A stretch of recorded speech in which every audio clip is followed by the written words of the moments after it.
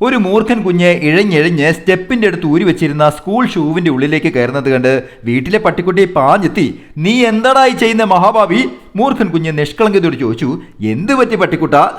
പട്ടിക്കുട്ടൻ ദേഷ്യപ്പെട്ടു. നാളെ ഈ ഷൂ വിടാൻ വരുന്ന കൊച്ചിനെ നീ പിടിച്ച് കടിക്കില്ലേ? എന്തൊരു ദുഷ്ടനാടാ നീ? മൂർഖൻ കുഞ്ഞ് അമ്പരന്നു. ഹലോ, നിർത്തിക്കേ. ഞാൻ ആരെയും കടിക്കാനല്ല ഇതിനകത്ത് കയറിയത്. നീയൊക്കെ ഈ മഴയത്ത് കൂടിനകത്ത് സുഖിച്ചു കിടന്നുറങ്ങുമ്പോൾ ഞാൻ ഇച്ചിരി ചൂട് കിട്ടാൻ ഇതിനകത്ത് കയറിയെന്നേ ഉള്ളൂ. പട്ടിക്കുട്ടൻ വിഷമത്തിലായി. ഓയോ റൂമും ലോഡ്ജും ഒന്നും ബുക്ക് ചെയ്യാൻ എനിക്കറിയത്തില്ല. ഹേ, പാമ്പിന് പൊത്തും ഷൂസും ഒക്കെ ഒരുപോലല്ലേ?